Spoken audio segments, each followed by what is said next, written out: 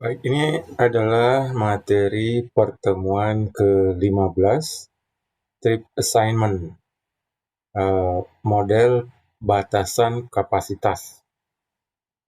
Kita sudah membahas pada pertemuan sebelumnya terkait salah satu model pembebanan rute, yaitu model all or nothing. Nah, sekarang kita tidak akan membahas model stokastik ya, jadi kita akan membahas langsung pada model batasan kapasitas. Ada beberapa hal yang perlu diketahui. Yang pertama yaitu model all or nothing dan stokastik itu hanya tergantung pada asumsi pengendara dan ciri jaringan. Jadi bukan pada arus lalu lintas.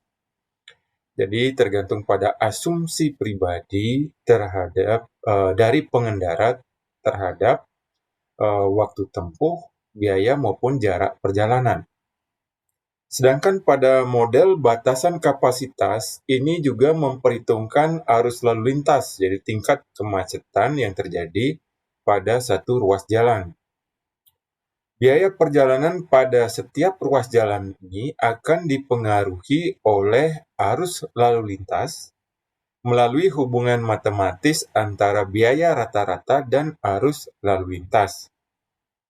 Jadi dalam aplikasi model batasan kapasitas ini, kita harus membuat hubungan atau model hubungan matematis antara biaya rata-rata dan arus lalu lintas terlebih dahulu. Nah, model mana yang paling sesuai? Jadi model yang paling sesuai untuk suatu kasus itu sangat tergantung pada ciri atau karakteristik dari daerah kajian.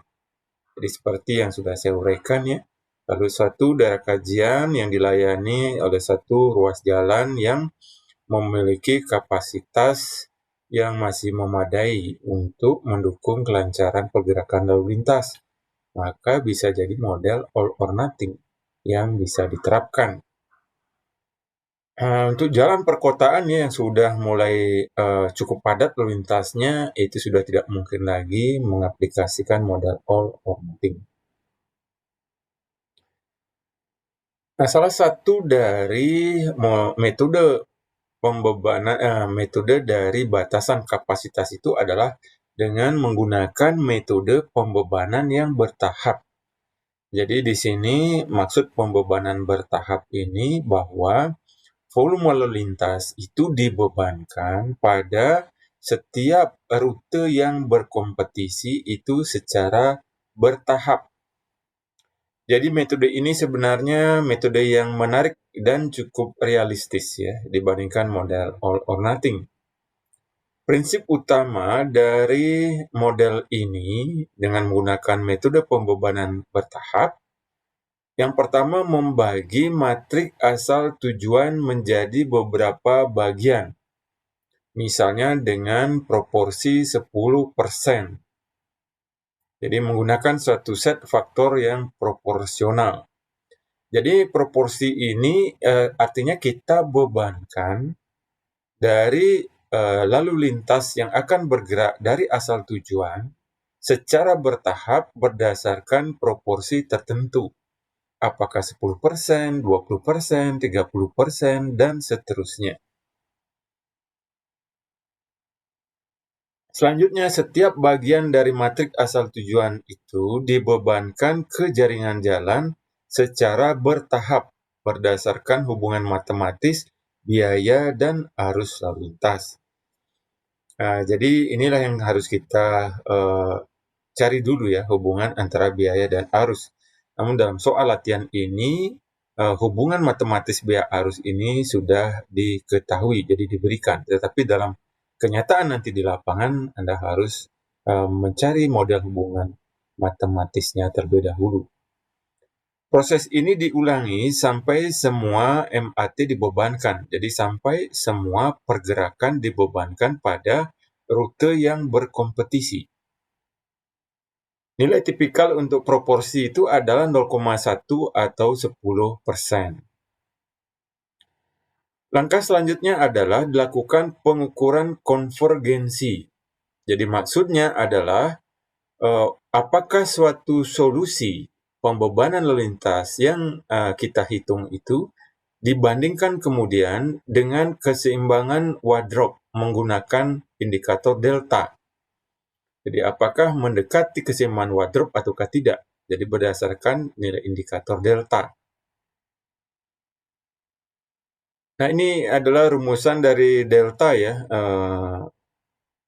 Ya mohon maaf, ini rumusnya agak bergeser sedikit ya, garis bawahnya ini. Pada intinya delta itu sama dengan sigma TIDR. Jadi TIDR ini adalah besarnya pergerakan yang terjadi pada rute ke R. Dikalikan CIDR, kos biaya waktu tempuh ataukah jarak dari rute ke R menuju dari asal I ke tujuan D. Kemudian CID bintang ini merupakan kos biaya atau pakai waktu tempuh jarak yang paling minimal dari rute yang berkompetisi.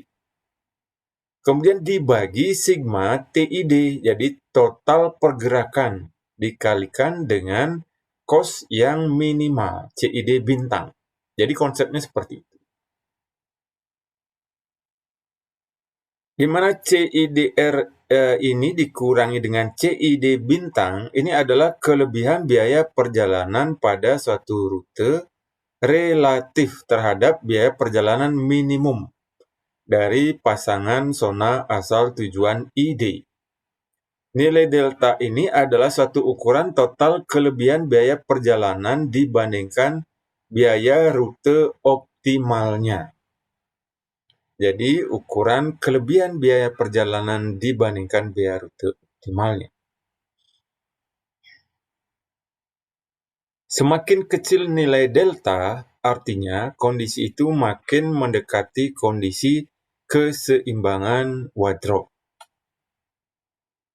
Jadi kita coba satu contoh soal ya.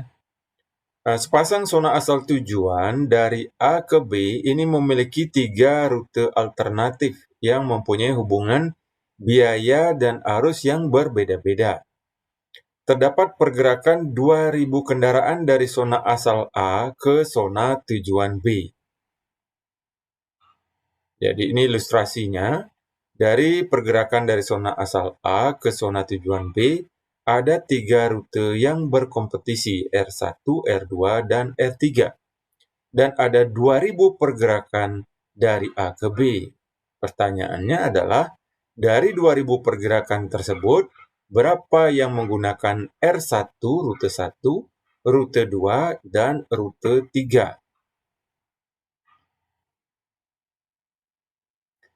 Nah, ini adalah hubungan, misalnya diketahui hubungan biaya arus di rute 1, C sama dengan 10 ditambah 0,02 V, di mana C-nya ini adalah biaya, V-nya ini adalah arus lalu lintas. Di rute 2, persamaannya adalah C sama dengan 15 tambah 0,005 V. Dan di rute 3, C sama dengan 12,5 ditambah 0,015 V. Hitunglah pembebanan ruas jalan dengan 5 alternatif fraksi pembebanan. Jadi kita coba misalnya dengan fraksi pembebanan 1 saja ya. Jadi dengan alternatif fraksi pembebanan seragam 25%. Jadi bisa 10%, bisa 25%, bisa 5%. Jadi bisa Anda nanti coba ya. Yang sekarang kita akan coba adalah dengan fraksi pembebanan seragam 25%. Jadi jawaban untuk kasus 1 ini sederhana seperti ini ya. Jadi ini hanya dibuatkan tabel seperti ini. Ini adalah jumlah iterasi atau pengulangan perhitungan atau pembebanannya dari nanti 0 ya, belum dibebankan volume lalu lintas. Ini pembebanan 1, 2, 3, dan keempat. Kenapa ini ada 4? Karena ini adalah proporsinya 25% seragam. Berarti volume lalu lintas yang 2.000 tadi dibebankan 25% kali 2.000, yaitu 500 pembebanan, 500 pergerakan.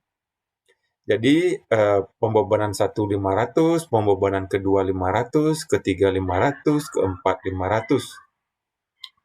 Jadi ini adalah F atau flow atau arus lalu lintasnya. Totalnya 2000 dibebankan 25% berarti ada 4 kali pembebanan. Jadi nanti kalau misalnya dia 10% ya. Jadi 10% ada 10 kali pembebanan nantinya. Ini adalah rute yang berkompetisi. Ini hubungan kita hitung arus dan biayanya pada kondisi volume lalu lintas 0. Arusnya 0, maka untuk rute 1 kita masukkan di rumus persamaan biaya arus rute 1. Ketemulah biayanya 10. Kemudian masukkan juga ke rute 2 arusnya 0, ketemu biayanya 15. Masukkan ke rute 3 arusnya 0, ketemu biayanya 12,5. Nah, selanjutnya 500 volume lalu lintas yang pertama ini dibebankan ke rute mana? Dibebankan ke rute yang biayanya terkecil. Jadi ini konsepnya all or nothing di sini ya. Jadi di mana semua pergerakan yang 500 ini akan dibebankan ke rute yang biayanya terkecil. Nah, biaya yang terkecil ini yang mana? Adalah rute 1, biayanya 10. Jadi 500 ini dibebankan ke rute 1, 500 ini, arus 500 ini kemudian dimasukkan ke persamaan biaya arus rute 1. Ketemulah kemudian biayanya menjadi 20. Sedangkan di rute 2 ini arusnya 0, biayanya masih 15. Di rute 3 arusnya 0, biayanya masih 12,5. Kita pilih lagi mana rute dengan biaya terkecil. Ini 20, ini 15, ini 12,5. Berarti pembebanan yang kedua, 500 yang kedua ini dibebankan ke rute ketiga karena biayanya paling kecil. Jadi 500 yang kedua ini dibebankan ke rute 3. Jadi di rute 3 masukkan arus lalu lintas 500, ketemulah biayanya 20. Sedangkan rute 1 ini masih tetap ya dibebankan 500 dengan biaya 20. Selanjutnya kita bandingkan lagi mana biaya yang paling rendah. Jadi rute 1 20, rute 2 15, rute 3 20. Jadi biaya yang paling rendah adalah rute 2 15. Maka 500 yang ketiga dibebankan ke rute 2. Jadi masukkan arus lalu lintas 500 akan ketemu biaya rute 2 17,5.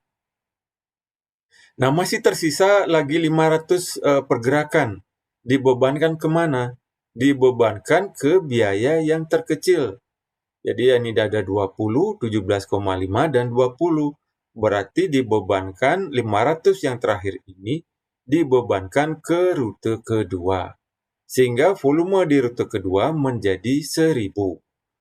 Jadi masukkan 1000 ini ke dalam rumus persamaan biaya arus. Ketemulah kemudian biaya di rute kedua menjadi 20. Nah, jadi kita lihat sepintas ini kondisi ideal ya. Rute 1, 2 maupun 3 biayanya sama ya, sama-sama 20. Ini sudah dipastikan ini akan memenuhi keseimbangan Wardrop. Jadi deltanya pasti 0. Jadi kita coba uji.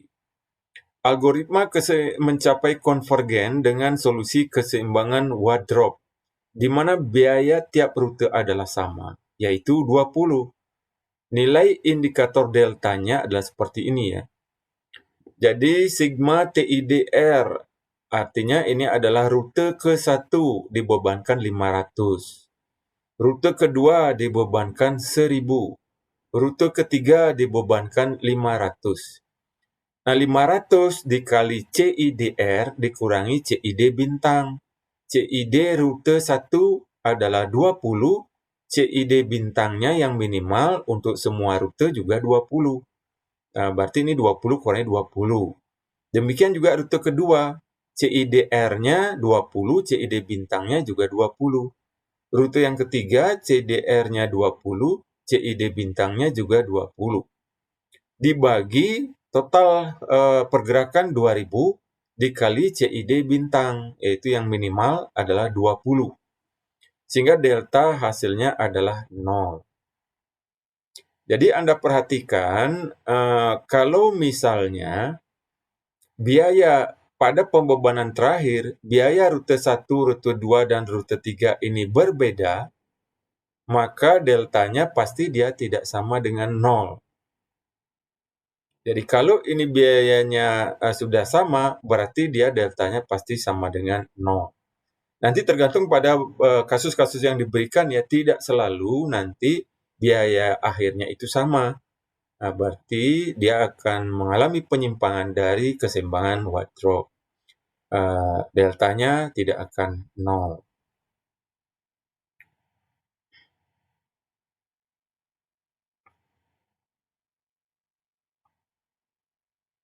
Nah, ini adalah contoh kasus kedua ya. Dengan kasus kedua ini, diasumsikan proporsi pembebanannya 10%. Yang tadi pembebanannya adalah 25%. Jadi 10% kali 2.000 adalah 200. Jadi 200 ini dibebankan 10 kali. Yaitu bedanya dengan yang 25% tadi ya. Nah, konsep cara perhitungannya itu sama ya seperti tadi, jadi silakan nanti Anda pelajari sendiri. Jadi kira-kira bebannya ini sama. Kebetulan juga menghasilkan itu biaya yang sama ya pada setiap rutenya. Otomatis juga nanti deltanya sama dengan 0.